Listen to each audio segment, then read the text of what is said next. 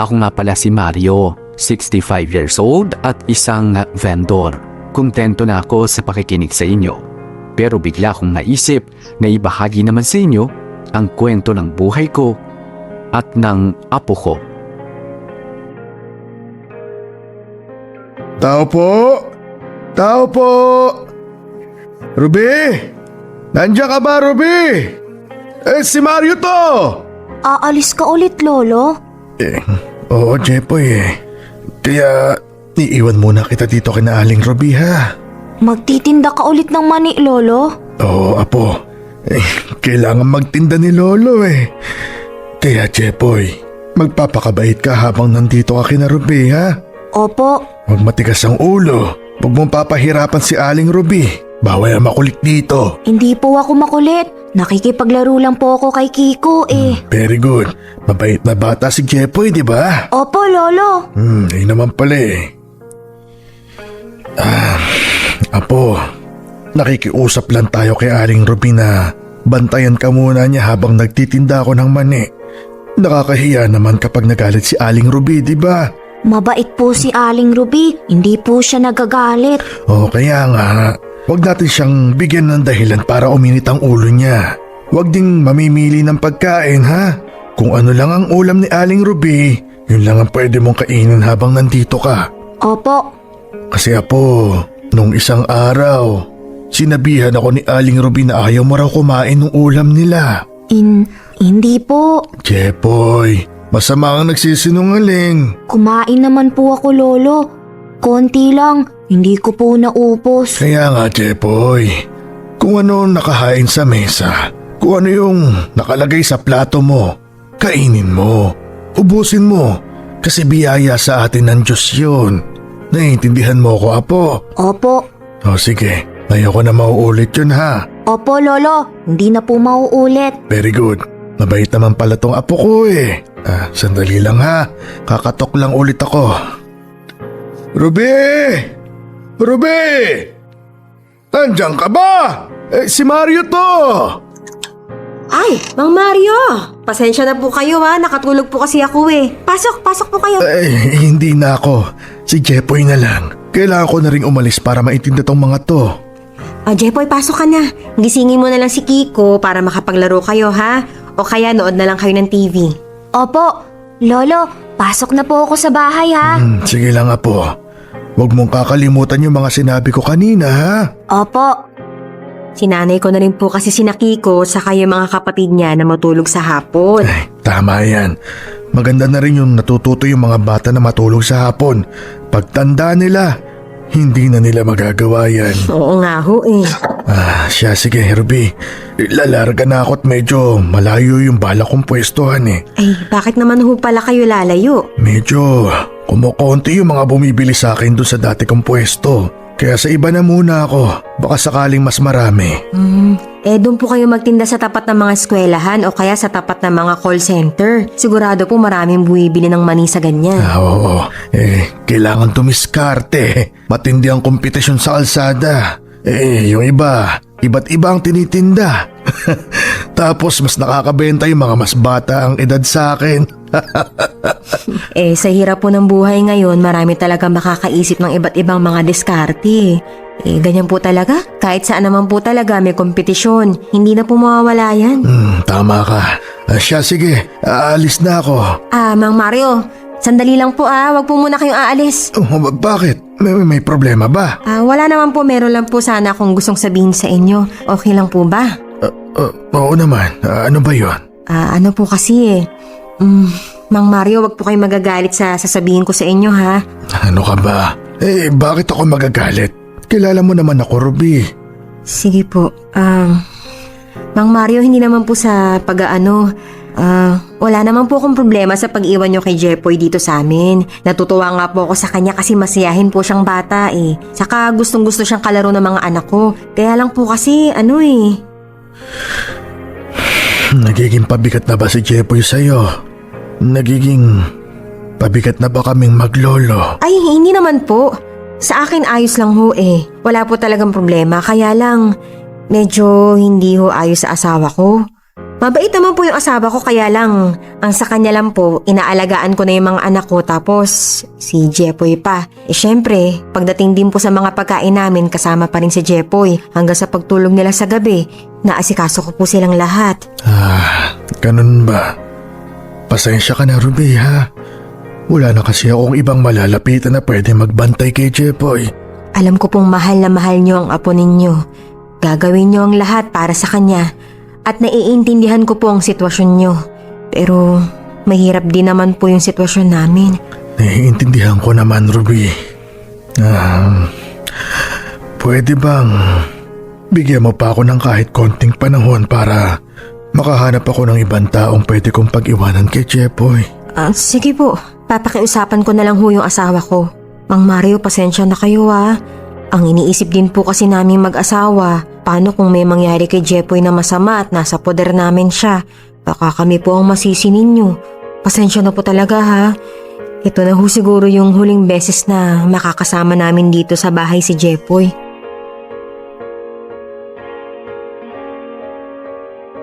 Ako na ang tumayong magulang para sa apo ko na si Jepoy. Gagawin ko ang lahat para mabuhay ang mahal kong apo. Yun nga lang, dahil na rin sa kahirapan ng buhay namin, hindi may iwasang may mga pagsubok kaming pinagdaraanan. Gustuin ko man na bantayan ang apo ko sa lahat ng oras, ay hindi ko naman kakayanin dahil nagtitinda pa ako sa mga kalsada at hindi ko rin maitatangging hindi na rin ako bumabata. Mabuti na lamang at napakiusapan pa ako o may napakiusapan pa ako na isang kapitbahay namin para tumingin-tingin at magbantay sa apo kong si Jepoy. Hindi biro ang trabaho ko bilang isang tindero sa kalsada. Hindi na nga kalakihan bang ang kita, meron pang mga nananamantala.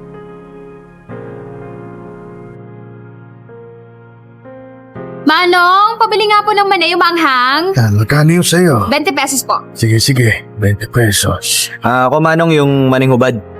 Maning hubad. Apo. Yung sa'yo magkano? 10 piso lang po. Manong yung sa akin maning maanghang saka cornic paghaluin mo Manong sa akin, cornic po, 10 piso. Sige. Magkano yung may halo? 20 pesos din. Sandali lang mahina ang kalaban eh. Sige lang ho, Manong. Ito yung maning maanghang Nagbayad na ako, Manong, ha? Oo. Kanino yung maning hubad? Saka yung cornic. Sa akin po. Yung cornic po sa akin. Ito yung maning hubad. Masarap yan. Sige. Oo Manong, kaya nga ito yung binili ko eh. Ito Manong yung bayad Sige, salamat. Salamat. Ito na yung cornic. Manong naman, ito na ba yung 10 piso? Pakidagdagan naman, konti-konti. Sige. Akin na, dadagdagan ko yan. Ito na yung magkahalo. Manong, ba't naman ganito? Bakit? Green peas po yung hinalo nyo. Sabi ko cornic. Naku, pasensya ka na sandali lang. Ito. Ayan, cornic yan. Ito nang bayad ko. Parang nagkamali lang Akala mo kasino. Kasi naman, Manong, ayusin mo yung trabaho mo. Maayos naman ako nagtatrabaho dito Ayos, hindi mo pa binibigay yung sukli ko kanina pa. 50 pesos po yung binayad ko. Ganun ba? 20 pesos yun, di ba? Ito yung sukli mo Ayusin mo kasi. Pasensya Hindi na. umaksinso. Pasensya ka na. Manina nga lang po yung tinitinda, hindi pa magawa mabuti. Hirap talaga ng buhay. Manong. Bakit? May sukli ka rin ba? Ay, hindi po, wala po. Kaya lang kasi... Ano ba yun? Hindi mo dapat sinuklian yun eh. Bakit? Wala kaya sa sukli. Sandali lang! Ano ba talaga? Nalilito na rin ako sa inyo. Sakto lang po yung binayad niya. Hindi. Humingi siya ng sukli. Mali nga po kasi. Kaya nga siya hindi pa umaalis kasi hindi ko pa nasusuklian. Manong, sandali. Okay, linawin lang natin ipapaliwanag ko. Sige. Di ba maanghang yung binili niya? 20 pesos. Ang sabi niya, 50 raw yung binayad niya sa inyo, tama? Tama. Manong, kitang-kita ng dalawang mata ko. 20 yung binayad niya. Sakto lang yung binayad niya, kaya dapat wala siyang sukli. Ganun ba? Opo. Ikang bata ka. Hindi ako yung mamamatay, Manong. Ano ba yan Dapat alerto kayo. Ay, naku. Hindi kayo dapat nagpapaloko. May saan tuloy kayo. Dapat Manong, wise kayo. Kasi kahit na naghahanap buhay ka ng matino, nagkalat din yung mga hindi matitino sa mundo. Siguro hindi talaga may iwasan na merong mga taong pagsasamantalahan talaga ang pagiging may edad ko na. Sinasabihan na nga ako minsan ng mga kasamahan kong tindero na masyado raw kasi akong mabait kaya ako naloloko ng ibang mga tao. Para sa akin naman, kung gagawan man nila ako ng masama, iniisip ko na lang na bahala na ang Diyos sa kanila. Basta ako, ginagawa ko lang ang trabaho ko sa malinis na paraan. Hindi ko makakayahang mandaya. Gagawin ko pa rin ang tama kahit na hirap na rin ako sa buhay. Oh, Jepoy, ito na nilagang itlog. Ulam mo sa kanin. Tara na't mag-agahan na tayo. Ay, itlog? Bakit apo? Lolo, walang pansit, walang spaghetti.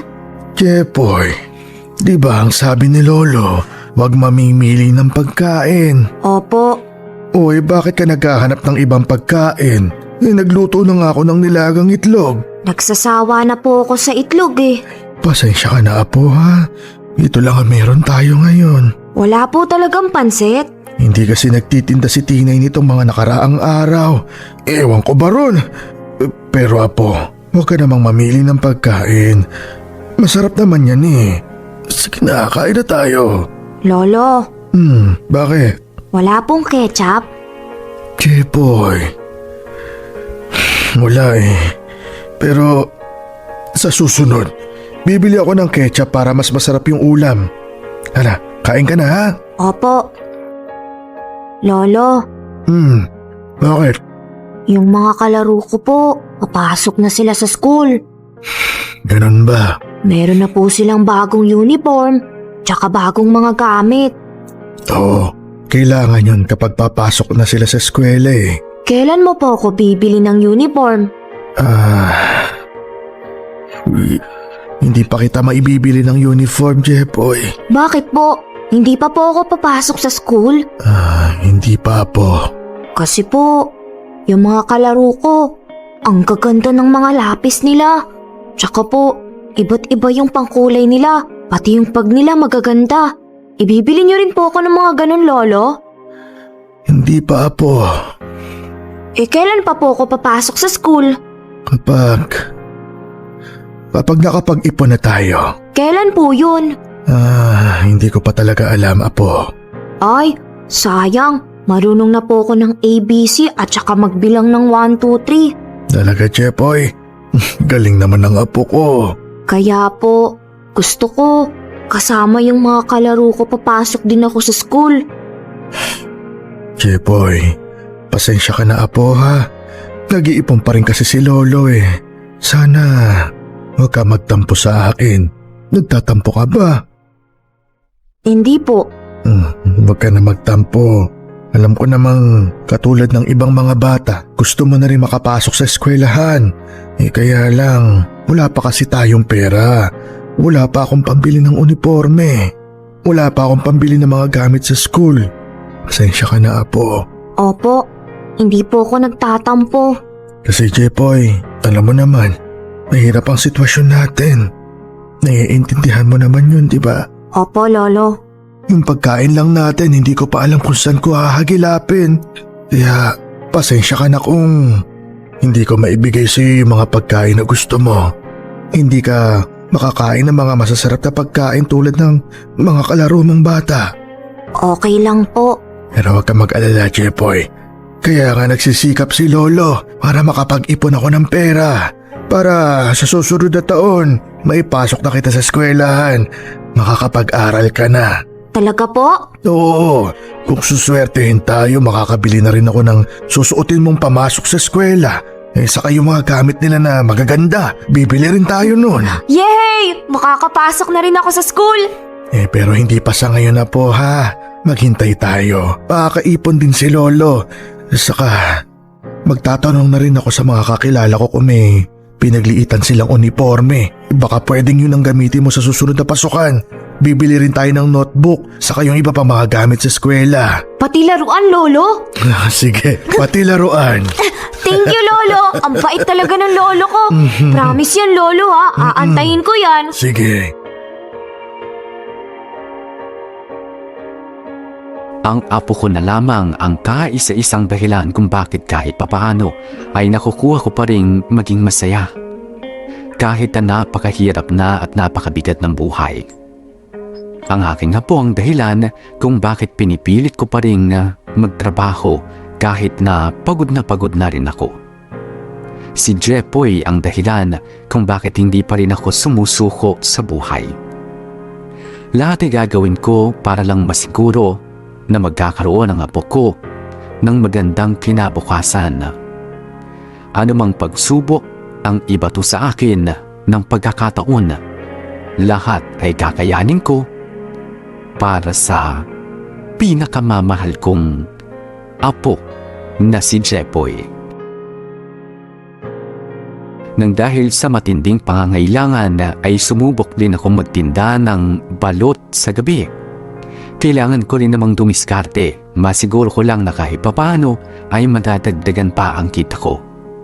Kaya kahit pagod na ako at halos wala ng pahinga, idagdag pa na nahihirapan na rin ang aking katawan sa pagtitinda, ay kinakaya ko na lang para mabuhay kami ng apo ko na si Jepoy. Minsan wala rin akong mapag-iwanan kay Jepoy, kaya kailangan ko rin siyang isama sa pagtitinda ko. Lolo, ice cream! Jepoy, wala akong pera. Sige na, Lolo. Ice cream lang naman eh. Sinabi ko nang wala akong pera eh. Lolo naman eh. Aalis na yung ice cream oh. Ay, sige na nga. O eto, bumalik ka dito ha. Opo. Ice cream lang naman. Sige, pagbigyan. Ano, musta? Oy, kamusta? Apo niyo po ba yung batang nakita ko dito kanina? Kamukha niyo eh. Oo, apo ko yun. Ano, bibili ka ba? Hindi, tatambay lang Manong. Makikipagkwentuhan.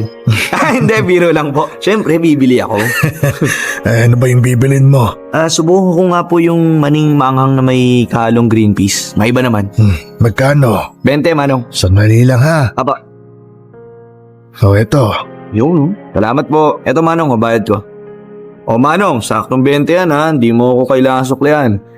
Nung isang araw, naloko ka nung isang bumili dito eh. Oo. Wag mo nang ipaalala. Alerto na ako ngayon. Saka nagkataon lang na 3 kayong bumibili nun eh. Nalito talaga ako. Manong kasi dapat sa edad yung yan. Dapat nagbabahinga na kayo eh. Hindi pa pwede, iho. Kailangan magtrabaho. Kung hindi, magugutom kami ng apo ko. Saka malakas pa ako. Kaya ko pang magtrabaho. Wala bang pwedeng humalili sa inyo? Papalitan nyo? Maliit pa yung apo ko. At kung kakayanin ko, sisikapi kong makapag-aral siya at makapagtapos sa pag-aaral. Ayoko maging tindero siya ng mani na katulad ko. Ayokong danasin niya yung hirap. Manong, nasa na po ba yung magulang ng bata? Ba't hindi na lang sila yung tumulong sa inyo sa pagtitinda? Ay, hindi pwede. Huh? Ba't naman po?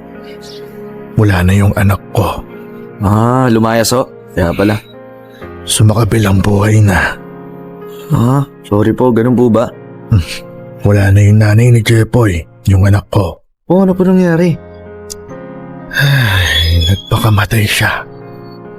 Nagpasagasa nung nalaman niya na hindi pala siya nananagutan ng tatay ng anak niya.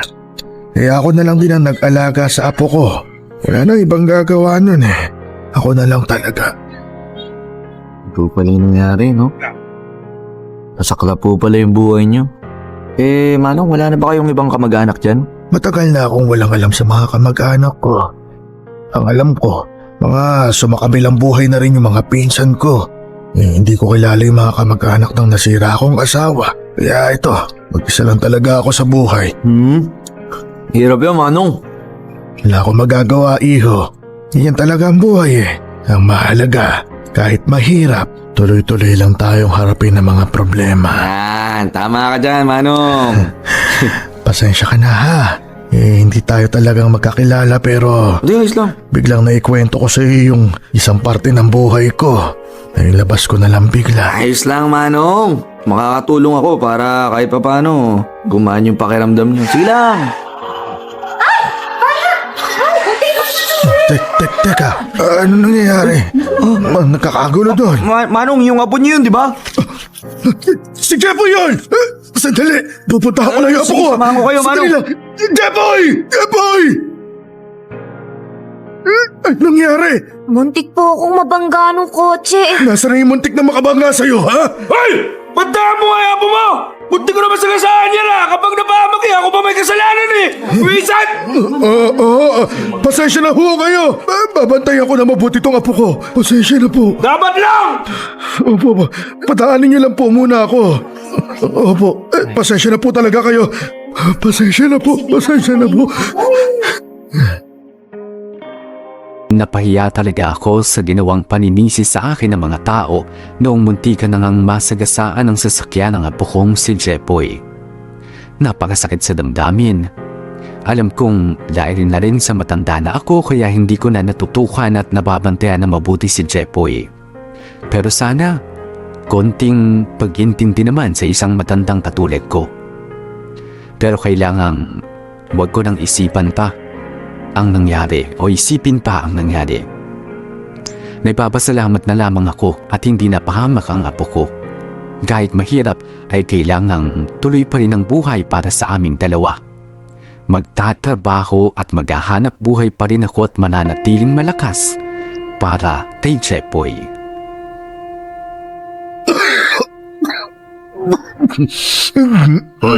Mario, ayos ka lang ba dyan? Ayos lang. Baka mamaya may sakit ka na ha? Magpahinga ka muna kaya. Ay, hindi. Naubo lang ako. Wala akong sakit. Ganun ba? Kumusta? Nakakarami na ba tayo dyan? Medyo dumadami na rin. Yung mga bumibili, Pupoy. Ayos yan. Ikaw, maganda na bang kita natin dyan? Oo, alam mo naman. Basta banana Q, turon, kamote Q, malakas talaga yan eh. Ikaw kasi umalis-alis ka pa sa pwesto mo dito eh. Kaya nga ngayon bumalik ako rito. Mukhang dumarami na ulit yung mga bumibili dito eh. Nasa na nga pala yung apo mo ha? Kahapon kasama mo yun, di ba? Bakit ngayon hindi mo kasama? Sumama yung pakiramdam. Kaya hindi ko na muna isinama. Maganda nga nang makapagpahinga muna yung bata. Kahapon kasi laro ng laro dyan. Natuya siguro ng pawis yun. Hindi agad napalitan ng suot ng damit kaya yun nagkasakit. Ay, siguro nga. Teka, sino nagbabantay sa apo mo doon? Napakiusapan ko ulit si Ruby, yung kapitbahay ko. Kung pwede, bantayan muna niya si Jepoy. Yun, pumayag naman. Teka lang, Mario. Nakakahiya doon sa kapitbahay mo. Alam ko, Buboy. Kaya lang, wala akong pagpipilian eh. Hindi ako pwedeng tumigil sa pagtatrabaho para bantayan siya. Kailangan mabuhay kami. Baka naman ikaw ang magkasakit niyan. Hindi yan. Kaya ko pa. Malakas pa ako sa kalabaw. Nako. Tumatanda ka na rin, Mario. Huwag mong baliwalain yung edad mo. Dapat nga nagpapahinga ka na eh. Hindi talaga pwede, Buboy. Sabi ko nga sa'yo, wala akong pagpipilian. Kailangan kong maghanap buhay para sa apo ko. Buboy. Ano yun? Meron ka bang may extra pera ka ba dyan? Bakit naman? Mangungutang sana ako sa'yo. Nako po. Malakas naman yung benta mo, di ba? Sige na, ngayon lang naman to. Sabi mo rin kanina marami namang bumibili sa'yo, di ba? Oo, pero kulang pa rin eh. Alam mo naman yung sitwasyon namin ng apo ko, di ba? Para saan ba kasi yung uutangin mo? Bibili lang sana ako ng gamot para kay Jepoy. Nag-aalala kasi ako eh. Naalala ko kasi hindi man lang pala ako nakapag-iwan ng pambili ng gamot doon sa kapitbahay ko. Nakakahiya naman kung pati gamot ni Jepoy sagutin pa nila. Mahal din yung gamot sa butike eh. Yung pinakamura naman yung bibiling ko. Para gumanda lang sana yung pakiramdam ng apo ko. Sige, sandali lang ha. Ito. Nabawasan patuloy yung kita ko. Pasensya ka na talaga sa abala. Sige, bayaran mo yan ha. Oo naman. Babayaran kita, wag kang mag-alala. Mario, kausapin nga kita ng masinsinan. Sandali lang to. Ito naman no. Wala ka bang tiwala sa akin? Babayaran nga kita. Kilala mo naman ako, di ba? Hindi naman yun, Mario. Yung pagbayad sa akin, saka mo naisipin yan. Ano ba yung sasabihin mo sa akin? Huwag kang magagalit dito sa sasabihin ko ha. Kaya lang, Ano bang balak mo para kay Jepoy? Siyempre, gusto kong makapag-aral siya. Gusto kong gumanda ang buhay niya. Kaya nga ako nagtatrabaho para sa kanya, para makapag-ipon. Sa tingin mo ba, sapat na yung ganyang trabaho mo? Yung pagtitinda mo naman para magawa mo yung binabalak mo para sa apo mo? Buboy, kinakaya ko naman. Alam kong kinakaya mo, Mario. Pero kasi, kailangan maging makatotohanan din tayo dito. Apo mo tong pinag-uusapan natin. Ano ba talagang ibig mong sabihin? Didiretsuhin na kita, Mario. Sa tingin ko, hindi mo magagawa yung mga binabalak mo. Ano? Mario, kailangan mong tanggapin na hindi kayo mabubuhay ni Jepoy sa pagtitinda mo lang ng mani.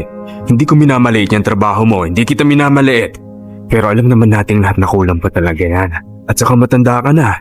Pag nawala ka na, sino ang titingin sa apo mo? Buboy naman, wag mo namang ipamukha sa akin yan. At wag mo rin kakalimutan na matanda ka na. Mario, hindi mo na kaya. Buboy, wag mo sabihin yan. Kailangan kong sabihin yung totoo sa'yo, Mario. Kailangang aminin mo sa sarili mo na hindi mo kayang buhayin at pagandahin ang buhay ng apo mo. Kami na lang ni Jepoy ang magkasama sa buhay. Alam mong hindi totoo yan. Sinasabi mo lang sa ibang mga tao dito na wala ka nang alam sa mga kamag-anak mo. Pero alam ko yung totoo dahil minsan mo na sinabi sa akin. Wala kang tiwala sa mga anak ng mga pinsan mo. Dahil hindi magaganda ang ugali. Kung ano-ano yung mga pinagsasasabi nila sa anak mo noong nabubuhay pa sila. Buboy, kinalimutan ko na yung bagay na yan! Kinalimutan ko na sila! Huwag mo na sila ipaalala sa akin. Pero sila lang ang pwede makatulong sa iyo at sa apo mo. Malay mo naman may mga nagbago na. Matagal na rin naman na yung nangyari. Subukan mo silang lapitan. Subukan mong hingin ulit yung tulong nila. Wala namang mawawala kung susubukan mo Para na rin sa apo mo. Pilit ko na lang na kinalilimutan ang ginawang panghusga noon ng mga kamag-anakan namin sa anak ko dahil sa pagkakaroon niya ng anak sa isang lalaking may sarili ng pamilya.